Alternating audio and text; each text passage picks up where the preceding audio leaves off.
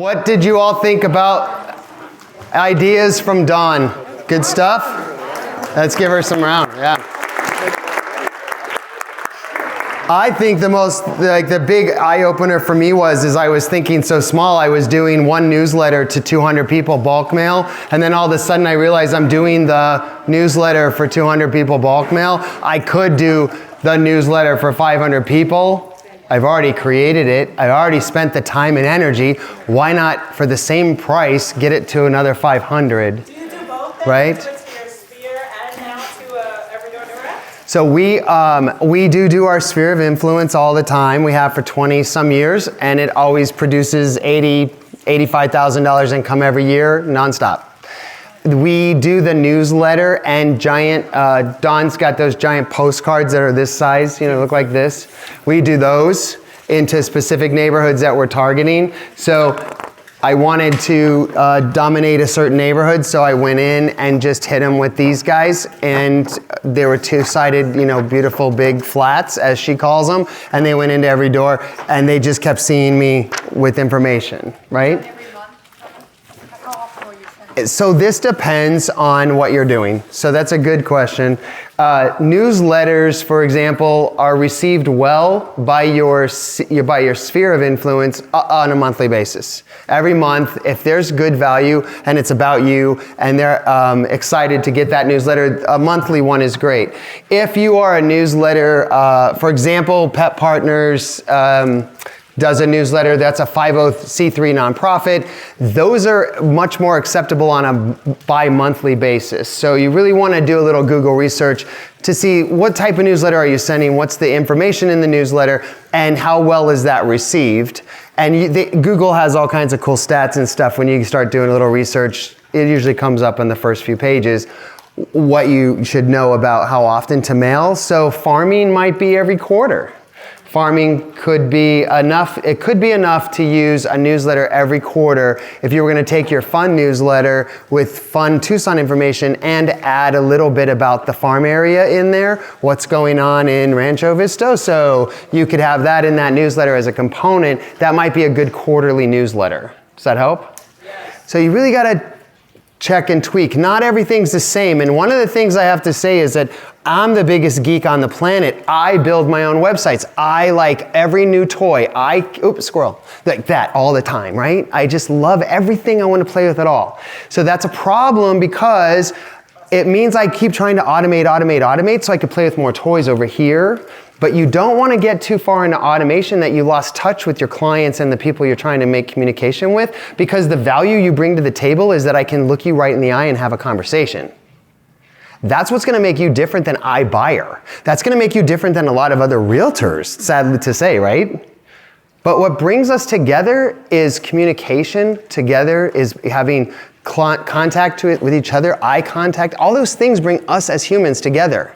So when you see all these major companies automating, and they seem like they're just taking over the planet, the reality is there's still a core group of us, and always will be, that will always love and will always want human touch. Now there's people who don't, and we leave them in their little caves, and that's okay, right? But there are a lot of us that still want human touch. If you didn't want human touch, none of you would have come to my class today. You would have all tried to find it online. You all would have tried to find another way to find the information by staying behind a computer screen, and you would have been typing and reading online. There's plenty of information online, tons of it, right? But why do we all come together in a room? This is a pretty big room of people. Why are we all here today? Because we can talk to each other. We get to talk to me. I get to talk to you. There's all this human contact here, and it's different. I don't ever take an online renewal course. Who takes the online renewals? There's nobody in here takes online renewals? Okay, so a couple of you. So I don't take them because I want to be with you. I want to be in contract law and hear your question come up, because that is exactly what just happened to me a week ago, and I want to be part of that discussion, right? So that's that human contact. If I have to take an online class, I'll take an online class. But the reality is I really would always rather take an in-person class, especially with my peers, because you're out there in the field just like I am. And I get more knowledge from your questions than anything else in a class. Because I get to hear what you're dealing with and that I'm dealing with the same thing. Sometimes I just feel better about myself. Because, right? You walk out going, oh, they have the same thing happen to them. I'm okay. It wasn't me being just crazy, right? It happens. So, we're going to go into iBuyer. Who's excited? First of all, let me give you a little, I'm going to give you a little thing today. This keeps coming up. Don, could you by chance help me? Can you throw give one of those to each table? Anybody know what line 222 of our contract says without seeing that document? Line 222, who knows what it says? All right, let me go this way. When's the Binzer due? Let's play a story. I am the seller's agent. You wrote an offer on my seller's property. When is your Binzer due? Unless we wrote different, it's 10 days after contract acceptance. When are the inspection reports due? Upon receipt. How many people are seeing that not happen? Oh my God, the last 8 contracts that we just had, not one of them sent over the inspections. The inspections are scheduled on Tuesday, the Binzer's due the following Tuesday, and on Wednesday, I don't have any inspections. So I send out my little note, which I shouldn't have to babysit, but I do. Hey, can I get those inspection reports? Do you know that 7 out of 8 of the realtors responded to me? The Binzer is not due until next Tuesday. That was my response. I didn't ask for the Binzer. I asked for those inspection reports. Why do I need them as the seller's agent? How is it going to help you if you give them to me immediately? Get the work done. Thank you. I'm going to have my seller start reviewing these reports, and we're going to start calling everybody we can think of to get in there. And how long do service people show up the following day at 6 a.m. for you on a whim? No, they're busy. So we have to all think forward, and I really would ask that all of you go share this with 1 or 2 other realtors, because really it's causing all of us heartache. The reality is if we would understand our contract more, it would help guide us more, and I get it, it's a lot, right? And it constantly changes. And sometimes I still quote crap from the old contract 20 years ago and don't know where it came from. But the reality is I try to at least pay attention and understand these things. So if we could all just help our friends in this business to become more professional, the more we all share, the less there will be iBuyers. Right? Because we have to bring value to the table. If we don't bring the value to the table, there's no need for us. There is not. Who thinks that we need to be available to show? Who thinks a buyer needs us to show a house? Anybody confused by that now? Does anybody know what's happening with one of the companies? Yeah. What does the buyer get? They get a code. And they get to go into a house with cameras on them, and they get to wander around all by themselves and say, oh, I'm in love. I'll take it. Did they need a realtor to do that? They don't. We all know why they need us, but they don't. And that's our fault. We've been the most secret agents in probably of any business. We are secret agents. We are, right? Who tells their client what you do for them every step of the way? Who's doing that? Yeah. Right? Yeah. Right? Do they know the negotiations going on when they're not there and how you bring that to the table? Do they know the problems you solve? Do they know all the little things all the troubles and pain and problem they can get into in every contract? Do they know all that? No, and they're not supposed to. They're the buyer. They are the seller. You are licensed to know all that. Unfortunately, right now, the big sell is, though, that these iBuyer companies are saying is, you don't need them. We're going to buy it for you tomorrow. I'll close in 72 hours. I'll give you cash. And what are they advertising? No hassle. No hassle, right? Let's see if I can find this for you. These are the words that we want to use to help us with our clients. Hey, request your offer online. No prep work on showings. Hey, that means you don't have to make your bed, you don't have to put the mini blinds up, and you don't have to get the kids and everybody ready and get out. That's kind of nice, right? Right? Who doesn't love that? Hey, we're gonna get you a competitive cash offer within 24 hours. Ooh, competitive is the big word. And we're gonna complete a free in-person home assessment. How awesome is that? And you get to choose your closing date and your move-out schedule. Now, how beautiful is that? What a hassle it is for your seller to kind of coordinate moving half the time, right? Now, isn't it cool as a seller to be able to say, I wanna move in 2 months. Okay, it's yours. Done. Whatever date you want, it's yours. That's kind of nice. There's no arguing, there's no hoping it works out. Okay? So they've laid out right there for you, and you can go to every site, Opendoor, Zillow, Knock.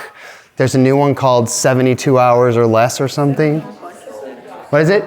72sold.com. That's it, 72sold.com, which sounds like they sold 72 houses, which is funny. But it's all, every one of them is about the same thing. So go in and I would put on your to-do list, go there and read about them. Okay? Go read about them. They are selling houses. Has anybody shown one? You've shown one? And you had to get an app and give them all your info in order to get a key? You couldn't get in. And you can't get in. You didn't have a key. Which I'm a little confused, so I need MLS to explain that to me, which I forgot to ask. But I was under the impression that if I have my listing in MLS, I have to offer an MLS key safe. But they don't. So I guess that's not the rule. So that used to be, right? Used to be? Okay. So, because now they're in our MLS, but they're not offering a key safe. But you have to give them all your private information now to go in and show a house. That's interesting, right? I gave you a couple settlement statements. These are real settlement statements, and there's nothing illegal about giving them to you because I've blacked them all out. But this is ammunition for you to understand that I don't want you walking into a listing presentation afraid to hear the word Zillow, Opendoor, offer, knock, 72.com. What was that one? Look, the only time we have fear and the only time we get nervous is when we don't know what we're up against or what we're doing or what the heck I'm going to teach today. No, okay. That's when we get fear, right? Is when it's an anxiety that, yeah, Tom, right? That's true. We don't know what we're doing, right? So I'm hoping today we're going to debunk a bunch of myths and problems with these groups, right? There's nothing wrong with an iBuyer. Number one, they are for somebody. They are here for somebody. There is somebody that needs them and they are a good fit.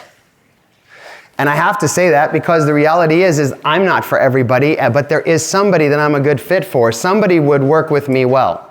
My job as an agent is to go out through marketing and advertising and find those folks. I'm looking for the person who is a fit for me. I don't have the kind of money that iBuyers platforms have to go searching, but I do have my means, which is marketing on a dime, and I have ways to search for the folks that are a fit. There is a person all the time that's a fit for an iBuyer.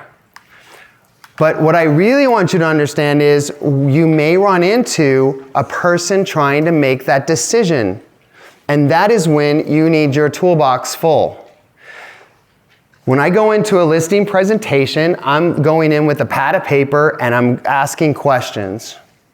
I just met with a client the other day and they have a dream of building a house on a piece of land with 3 acres. They want privacy. The kids are going to college. There's a lot of dreams there for them and they want to have this really big garden and he wants all outdoor space and he's not had that and there's a dream there. But we got into the discussion about the house and the things that needed fixed and all of a sudden I could see they were going down on, oh my God, we need this fixed. Got to come up with the money to fix this.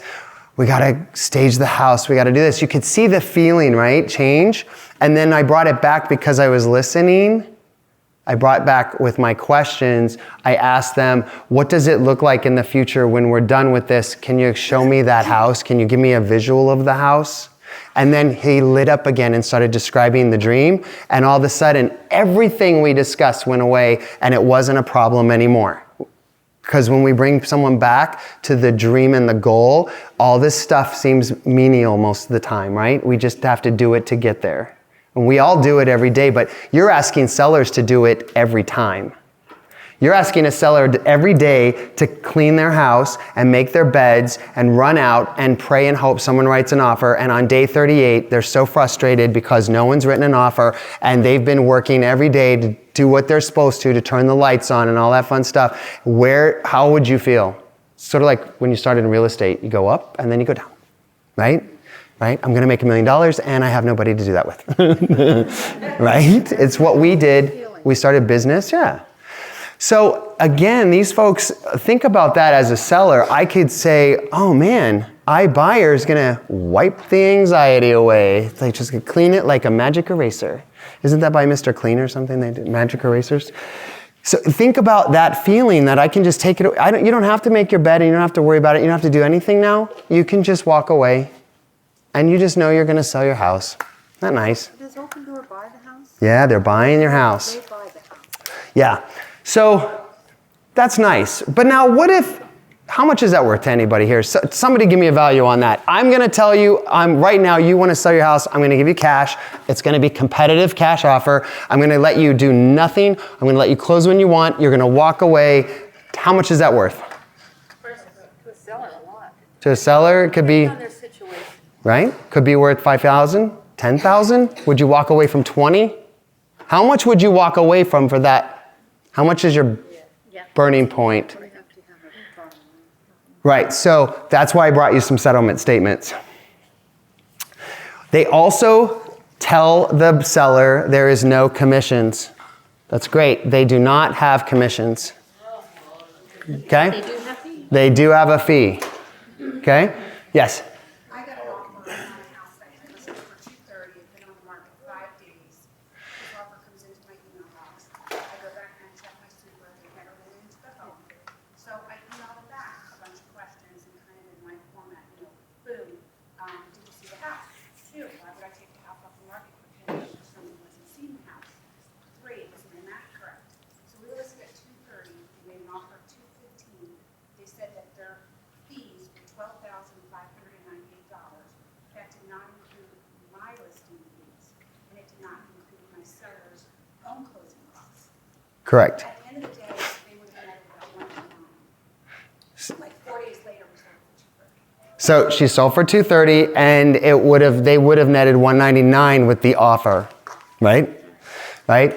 So, but the seller doesn't know that. So I think that if we're armed and we go up against one of these, I think for my practices, I'm getting ready to change my listing presentation. It's going to include iBuyer in every presentation saying, these are your options.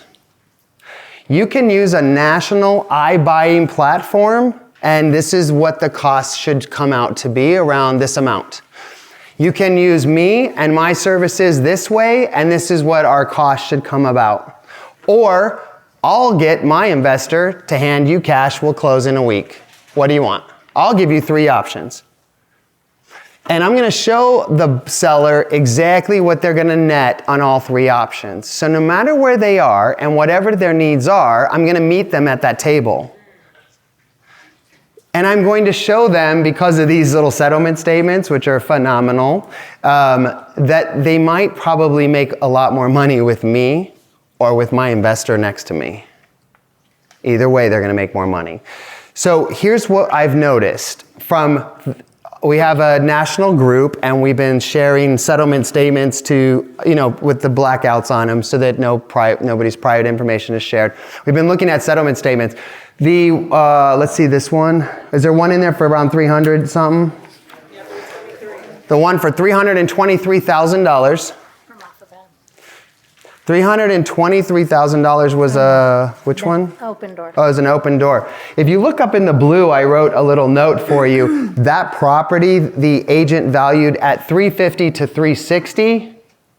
The offer was $323. What did they lose already? Just 26. No big deal. They walked away for $26,000, but I want to run down to the fees down there. The fees came out to 9.5%. So they somewhere took a loss in the $26,000 to $36,000 range at the end of the day based on the offer and based on the excess fees. There is what's called an experience fee, just for the experience of being with me, which I'm changing everything to be called experience fee too, because I love it. Because trust me, if I'm at your house, it's an experience. It's gonna be fun, right? So I'm gonna do an experience fee from now on. But they also have another fee that is called a market risk fee. What's that about? I mean, seriously, it's like $6,000 in case the market should adjust a little bit while we have to own the house. What is that about? And then there's a renovation fee, or what's it called? Seller credit to buyer repairs. Repair fee. It's a repair fee. Because you know what they do? They send a dude in, and he comes into your house, and he says, we're gonna fix all this to sell it at top pricing, because we're paying you 80 cents on the buck, so I'm gonna come in and top price it, make sure it's all pretty, because I wanna get my 100% back, and that's the only way I make money, Mr. Seller, is if I make profit on that, and the profit on what you sold it to me for, so I'm doubling the profit, right? Is this ingenious, or what? Only thing I'm sad about is that none of us thought of it. But you go in, and you explain this to a seller, that may not be the best option, and I've given you 2 settlement statements showing you fees, and it would behoove you if you find a friend in real estate that's got one of those, another one that you can work off of. We should be sharing them because this shows the seller, hey, maybe that's not my best route. Does everybody have a cost sheet in there from Fidelity? You had a question, sorry. On this experience charge, if they say that they're not charging a commission. They aren't, they're charging fees. To the seller, how do they explain this experience?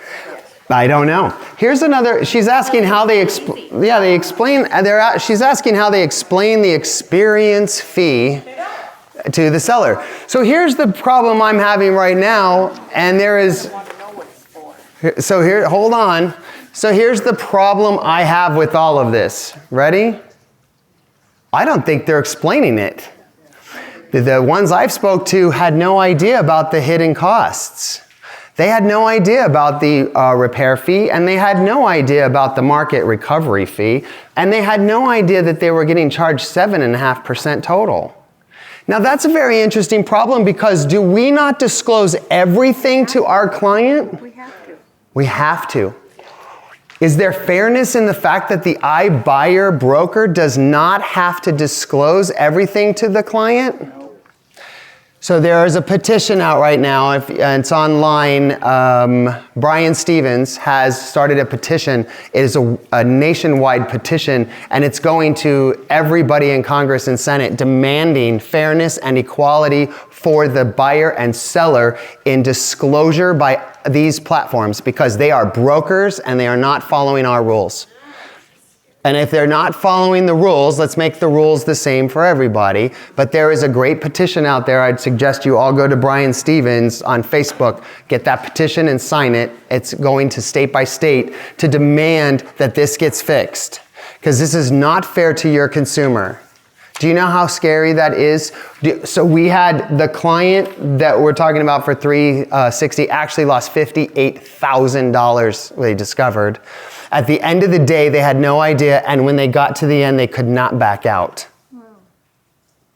They had no idea they were losing so much money. They could not buy their next home. So Tony says they have to go into the MLS. No one disclosed that to them either. They weren't getting their next home. Is that in addition to these fees? There is no other. No, when they're in the MLS for the co-op fee.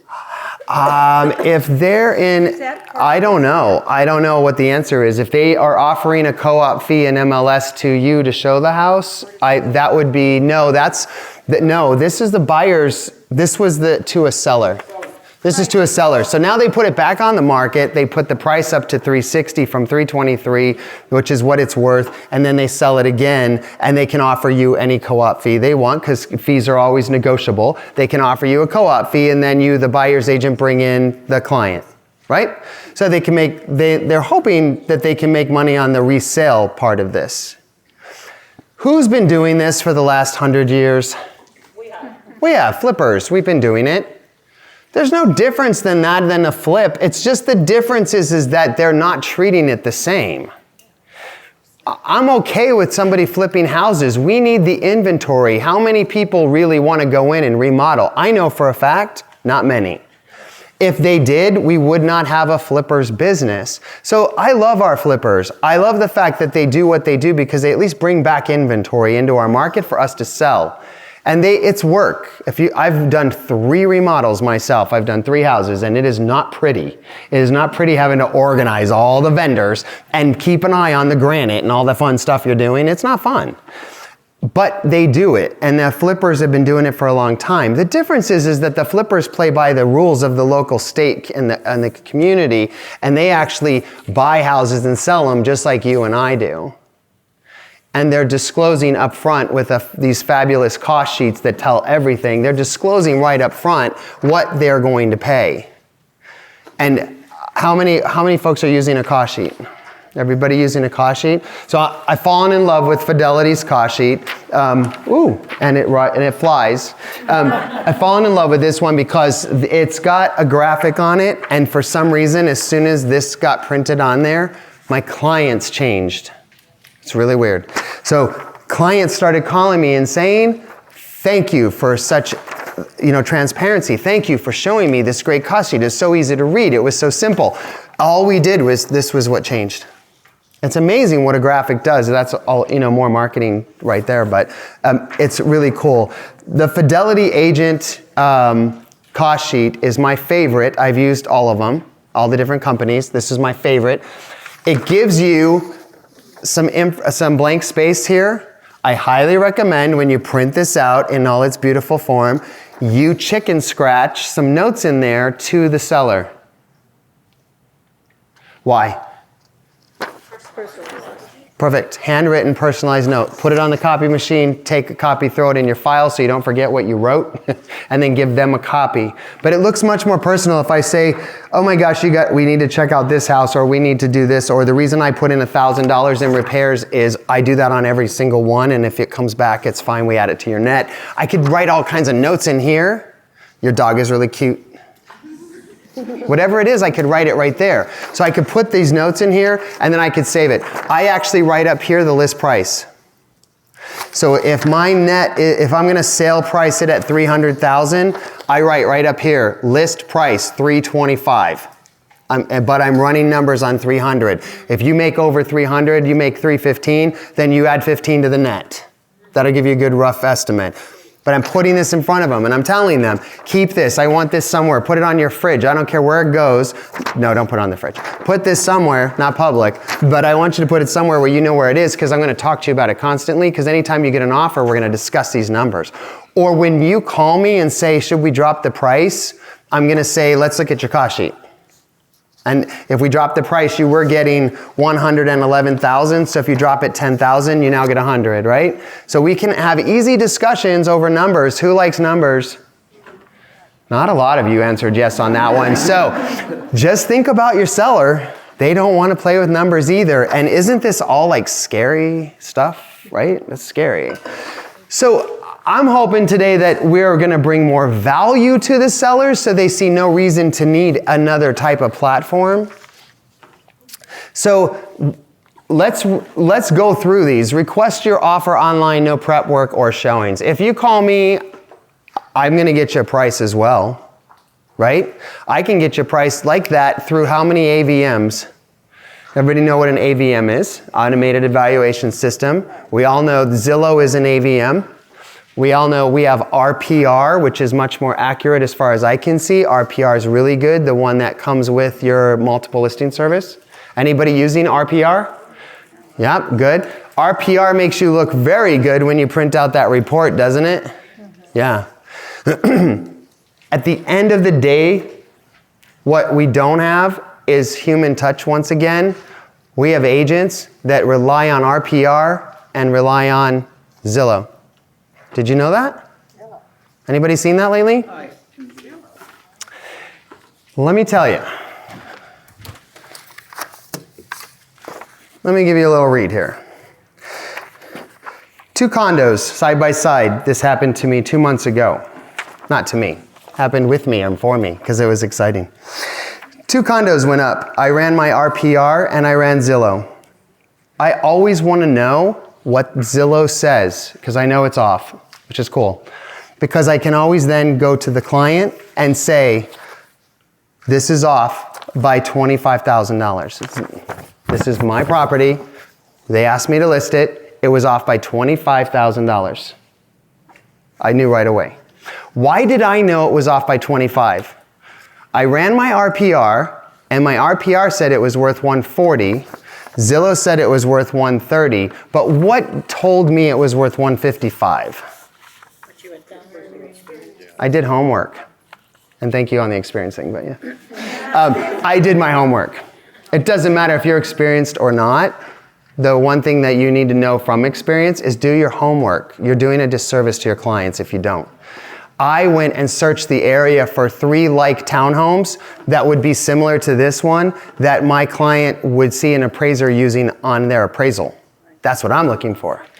Within similar square footage, with the same amenities, I looked for that townhome and I found 3 and they justified my pricing at $155. The day before I went to go on the market, the condo identical to mine in better condition went on the market with another agent at the Zillow Zestimate price. So I am now going on the market the following day for $155 and the other one went on for $135, right? I know I would never say this, I'll never say the name or anything, but I know they probably use the AVM. And we see it all the time. And it was very disappointing because I thought, man, this could really hurt my seller. It just probably knocked $25,000 off of the other seller's price. But I'm gonna stand my guns because I'm Tony Ray and I have the info. And that's me. And I'm not letting down. Because I have my comps and I did my homework, I'm gonna stick to my guns. I went to my client, I explained it to them, told them what was going on. They said, stick with your guns. I said, when the appraiser calls and he wants or she wants to get in, they're meeting with me. I'm taking the key safe off. They're not allowed in the house until I'm there. I'll get them in the house. I'll make sure they walk away with what I looked at for comps and let them do their homework based on that. Not based on Zillow or the guy who listed 25,000 below. His sold the day I listed mine, his sold the day after. Mine went into escrow the day after that. Right? So there is some story here. So now we're both in escrow by Tuesday. And both of us are getting appraisers. And I'm like, okay, here we go. So I did my homework. I took my homework to the appraiser. I left it for them to take. I was very polite to appraisers. And I said, I've done my homework. I'd like you to verify it. I think the other one went off of a Zillow Zestimate. I think it's incorrect. Here's the Zillow Zestimate for you. And here's the 3 comps that are really good for this property. And here's why it should stay at 155. Okay? And I said to the appraiser, you don't have to use it if you don't want, but I put it together for you so I'd feel better if you at least take it. Because, I printed that. And the appraiser was cool and said yes. The appraiser used my information, I'm pretty sure, because I gave them help to start looking at what a realtor knows. Because aren't we in the houses more a lot of times than the appraisers? They get in the main house, but not the 3 or 6 that they're using for comparisons. So why aren't we helping them? So the house closed next door to me for, it closed for 130 and ours closed for 155. And ours did appraise for 155. So we did our homework, right? And I appreciate the applause. But I want you to I'm telling you this story because this is also the same thing going on not only with agents using AVMs and not doing their homework. And that could be because The agent hasn't yet been taught how to do an evaluation the real way. It could be they're lazy and just want, oh, it's whatever Zillow says. It could be that someone thinks that Zillow really is got the right number. I don't know what those answers are, but the reality is, if you want to prove value to a client, tell that story. You all have that story where you know your house priced at high and that your seller got a high price because of your knowledge and what you did, right? And I would document it. I have it documented. I'm going to show this to everyone. I'm going to show them the difference between having a realtor who does their homework and having a realtor who doesn't, or selling to a national company who doesn't care, they're going by some algorithm. By the way, I'm not accusing anybody of this, but I have a question. If you're trying to buy my seller's houses or our community's homes, Godzilla, if you're trying to buy them and you're the algorithm that prices everybody's houses, does it behoove you to bring prices up or down on the algorithm? What the heck? And are we not, like, everybody drank the Kool-Aid? Every MLS in the United States gave them all their information free. And oh, by the way, tax records are now going to have Zestimates on your tax records so your consumer can see. Oh, they already arrived? So the Zestimates are there. But think about the problem here. All of this data coming from Zillow algorithm, but Zillow's buying houses. Is there not a conflict of interest? Maybe it's just me. Just saying. Well, no, Tony, I would say the same due diligence when you're representing buyers. Right. Right. Now we're going to flip. You have to do your homework. Absolutely. We're going to flip this as my next thing we're going for. Let's flip to a buyer. I have a house. It's in Menlo Park. It's completely renovated. We started a trolley tour because of this problem. Tom and I started trolley tours because of the problems started in Menlo Park. We have a house in Menlo. The bungalows are going for 80 to 150, and we have a house and it's been completely renovated from top to bottom, and I listed at $335,000, and I have several offers before it finishes framing. Why? Why do I have all these offers? Anybody know Menlo? What's happening down there? Downtown's happening, right? Streetcar, MSA Annex, Caterpillar, talk of Amazon. Holy crap, we're taking over that entire area and we're making it a mecca for people who want to have everything in their laps within a minute. You can get a bicycle, you can ride the loop, you can go to the river, you can go to the parks and the gardens over there, you can hike up a mountain and down a mountain, you can jump on the streetcar, there's a bazillion great restaurants downtown, there's theater and all kinds of fun things to do. Do you think my house is now not worth $335,000? It is, because it's lifestyle I'm selling. However, Zillow said it was worth $229,000. So my buyers made offers at what price? The realtors did not do their homework and argued with me that we were on crack because the house could not be worth $335,000 when Zillow says it's worth $229,000. Two buyers did not get the house because their realtors did not do their job and trusted an AVM. One buyer got it immediately, and she's as happy as you can imagine because she is retired and she bought the house and she walks to the Mercado and the restaurants and she has the lifestyle she wanted because her realtor did their job. So Zillow or any of those guys, there is a problem we should be paying attention to for your buyer. Yes? I have a question on that particular house. How do they do the comps? Because yours was renovated, right? I mean, are there houses like that in the area? Or? So that's a great question. Mine was the very first house in Menlo with a full renovation. So it was Tony Ray against the world on that one.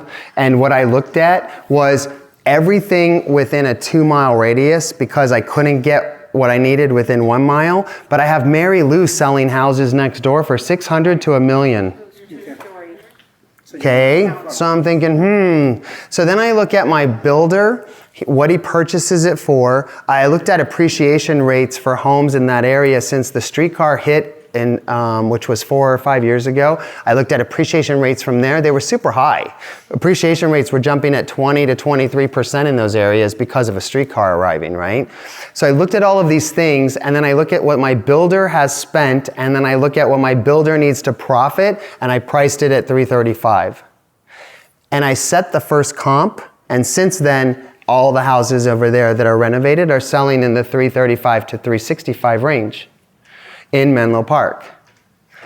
Is that other agent doing similar homework and listening to your guidance, or is she understanding that part of the city is growing as So well? this is why we have to all get along, because if you want to have that conversation with me, and the two of them came at me very defensively about Zillow and the number they saw in the AVM, they did not get my help because I'm trying to talk to them, but they don't want to listen.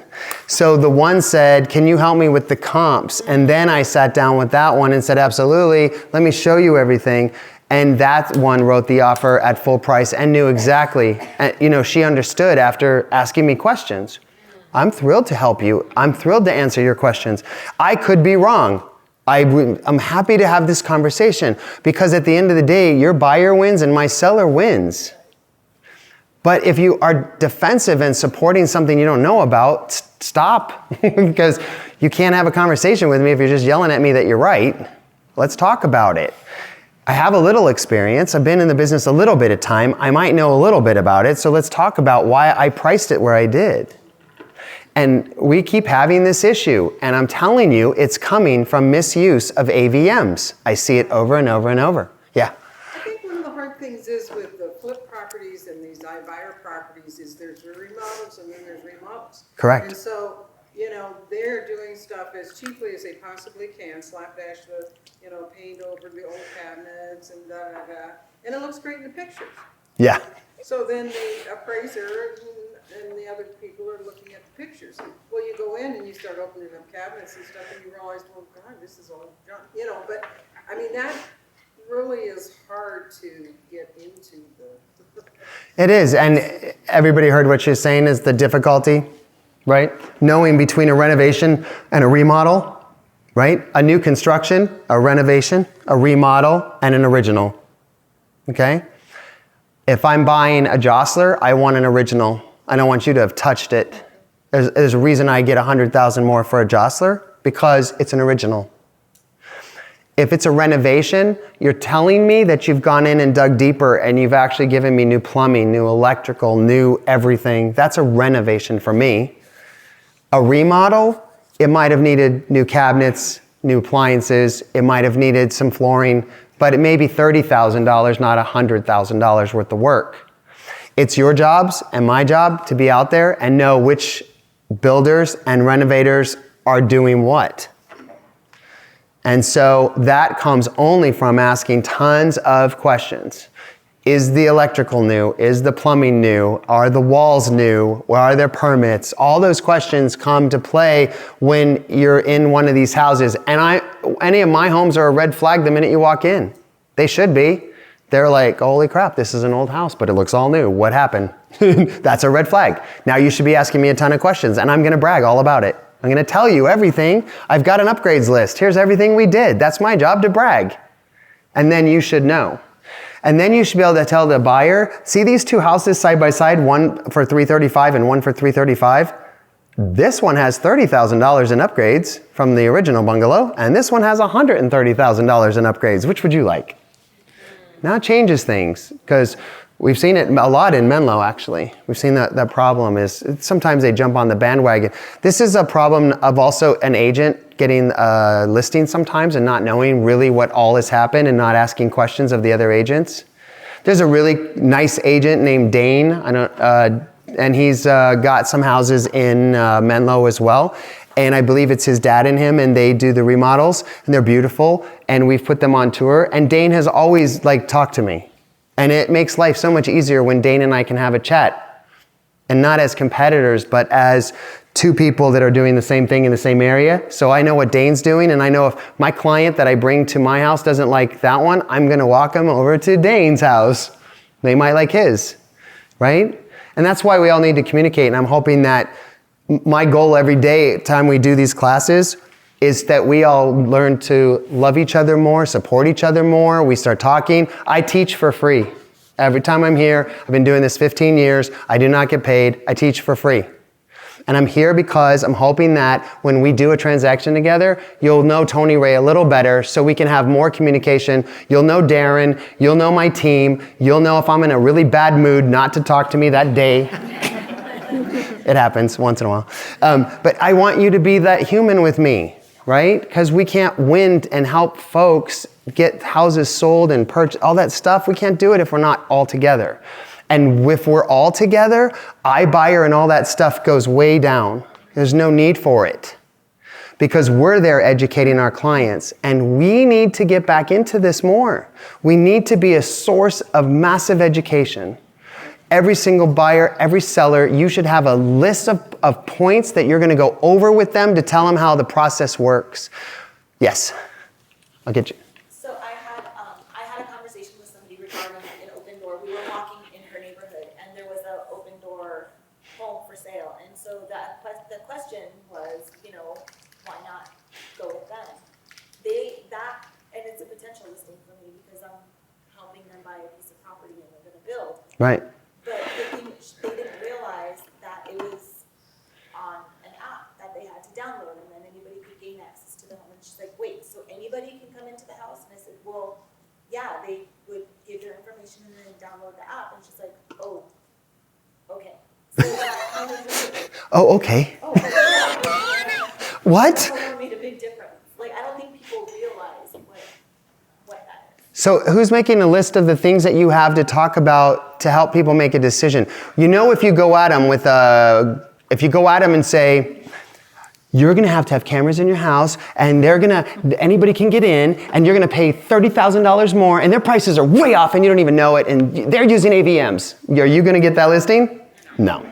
But if you go in and say, here's what I know, here's this offer, here's this way to do it, here's this way to do it, let's talk about which is going to be best for you, because at the end of the day, taking an offer from one of the iBuyer platforms might be your best move. If it is, I'm going to shake your hand, walk away, and you're going to go do that. But if it's not, it's going to be one of these two ways, and one of these is going to be better, and when you tell me which one, I'm going to make sure it happens for you as quickly and as easily and stress-free as I can, because that's what I do every day, is hold hands and make sure it all is kumbaya. So we're going to sit and talk about it. And I'm hoping that you'll have a list of things you understand. You're going to need to tell your seller they might have cameras in their house and random people coming in that have not been FBI background checked and have no accountability to the world. That's cool. That's lovely. I think that's a great point. You had a question?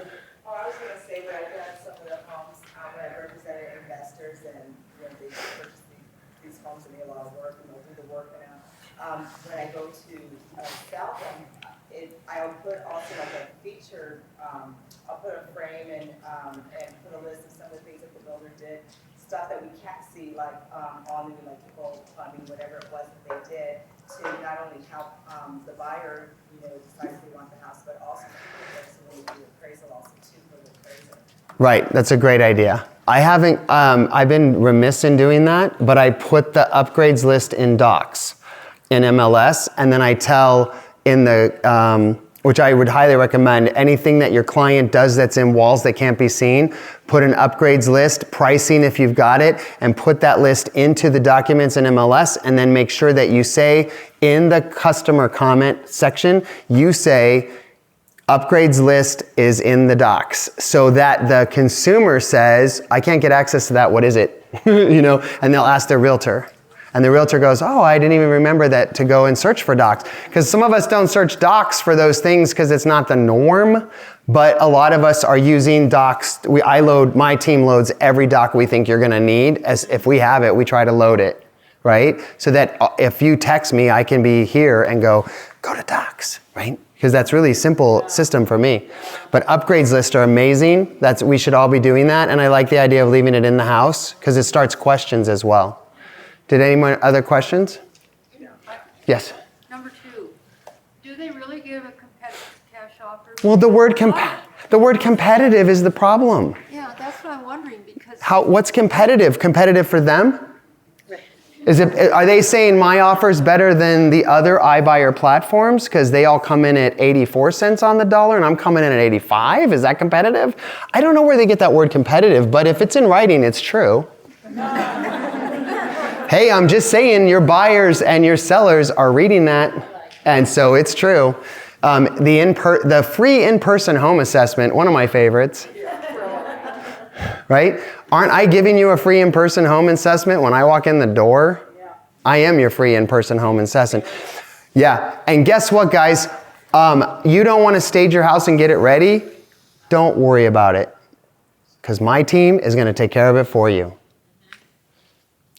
One, I have a background in staging and design, so I really do take care of it for my clients. And if I don't feel like I have the knowledge or capability, I have a lady that charges $50 an hour, so for $100 I can get her in there for 2 hours to walk through with the client, move some stuff around, get them on point, and make the house photo ready for my photographer. Did my client have to do much? No. Sometimes they love the house so much they call me and say they don't want to sell it after the designer left. But I'm totally good. But my point is do we not offer these services, and are we telling them that? Everybody in this room today has a stager. Did you know that? All you do is call me. I'll get you her number. She will come in and help them stage from any point of view, anything you need. She'll stage a house with all furnishings. If it's vacant, she will walk in and help them move their stuff around for $50 an hour. You all have her now because you're here. You just call me and I'll give you her info. You all have a stager. Anybody need an investor that'll buy a house cash? Yes. Okay, you have me. Call me. I have 3 investors in my pocket at all times waiting to buy a house cash. That means you have them, right? Because if you're in a listing appointment and the seller says, well, they're going to buy my house cash and there's going to be no hassle, you're going to say, I have that for you as well. So all I need to know is what that price is, that we can go over what they'll offer, and I've got an investor ready to buy for you, so we can also go down that avenue. What's the process and how long is it? So you're going to make, cash can be, so what I love is when we have cash, investors that are on properties, we do the same thing. My investor says, when do you want to move out? I'm going to give you the same thing. Choose your date. You know that. What's your date? What do you need to move out? I want out in 2 weeks. Fine. Cash is in the bank tomorrow. Let's go. Get out. You're done. I'll get you out. I want out in 1 month. Fine, we'll close in 1 month. My investor can wait. I can offer you the same things. The thing is, I haven't been telling you that because I've been offering you my traditional Tony Ray way for a very long time. But then all of a sudden I figured out, oh wait, I've got this investor guy who will give you 80 cents on the dollar and he'll do all the work and put the house back together. When does that work really, really well? Who needs that a lot? Heirs. A lot of times the kids get this house and it's in horrible condition and they don't know what to do with it, and it's not going to sell on the market like normal, right? So I come in and I've got 3 investors. I'll say to them, let's sign up. I'll figure it out. I'm going to get you an investor. First, one of my 3 are going to come in and they're going to make an offer to you. One of my 3 will be here. We'll get you an offer. And if none of those work out, I'm going to put it as an investor special into MLS. And I know all of you are going to find somebody to bring that can invest and buy it. And maybe it's not even an investor. Maybe Mary Lou brings a very nice young couple who needs to do a renovation loan for $30,000 and it's their first house and they get to put the house together the way they want on an FHA reno. Tom Heath does. And you put that together and you've got an amazing product now, and you got your client into something they couldn't have purchased and they couldn't compete for. So maybe it's a reno loan. Who's using reno loans? Wait, what? Hold on. 1, 2, you? Has anybody ever taken a class on reno loans? No. Tom. Okay, so let me explain this to you. I've purchased all 3 of my homes on renovation loans. Hey. You buy the house, you can go, Tom, what's the max? Is it like 30? Well, FHA, you can do a straight line with up to $35,000, but on a conventional loan, you can really go to conventional loan limits. You can do a conventional loan and include the renovation costs into... Up to the limit. Up to $484,000. So I could buy a $400,000 house, do $80,000 in renovations. It's underneath the 484. I'm good as long as it appraises for 480 when it's done. You guys are the smartest people on the planet when it comes to renovation loans. You guys are the ones who should be doing them. I bought my first house. I moved in. I did the renovation loan. It was, I think, $34,000. I bought it. I got it for $110,000. I did the renovation loan for $34,000. I'm making these numbers up a little bit, but let's say, so I ended up with $150,000 all in at the end of the day. My mortgage payment at the time was $999. I then move into the house. It instantly is worth $175,000. Okay, my equity goes up immediately because it's been renovated. Appraiser says you're good to go. I live there for 1 year. I find another house. I move over to the other house because I had to owner occupy. And then as soon as I'm done, I put a renter in there. They're paying $1,300, which is $300 above my mortgage. And they're paying for my renovation and they're paying for the house. And I can move to the next one. And I can keep building my own personal real estate portfolio, which everybody here should be considering doing. Because if we all have real estate, we all have a couple houses, that could be retirement. Yeah. Anybody here have a company that's giving retirement? Nice. I like those two in the back. But you see my point? We have to think these ways. We can buy stocks and bonds, but I'm a guy who doesn't like all my eggs in one basket at ever. So I'm late in this game. I wish I had thought of it 20 years ago, but I am now on my third property. And I've done FHA and another product, that one, home style renovations, and I've done an FHA. And if you want to walk through one of those, they are in your head a little bit complicated, but once you walk through it with me, you won't be afraid of them anymore. And maybe, Tom, we need to put a class together? Got it written down? Okay, so we'll talk about that. I'm going to let you go in just a second. Yes? Are you doing any renovation loans with VA at all?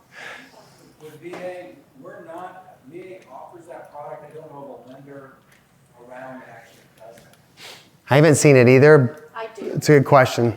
Movement mortgage, doesn't it, with VA? So it does the VA. Okay? Good question. Yes? Can you, I've heard a rumor that if you have representing a buyer that is an FHA qualified, that an Open Door just bought somebody's house, that they can't buy it under an FHA loan until the 90 days are up because it's a flip. It is a flip, and I think that rule should apply. I would hope so, because you have to, a house has to be owned for 90 days. So if, You can't be under contract until the 91st day. right. And then if you have a significant appreciation within the first 180 days, the FHA will require a second appraisal. Right. So there's another issue. If the seller sells their house, well, it's only an issue. Actually, it's an issue for the iBuyer. They're not supposed to be able to sell it for 90 days, or they cannot accept FHA loans, right? Okay. Yes. I think we all should be really careful too about the Open Door properties because they don't have an MLS key safe on it.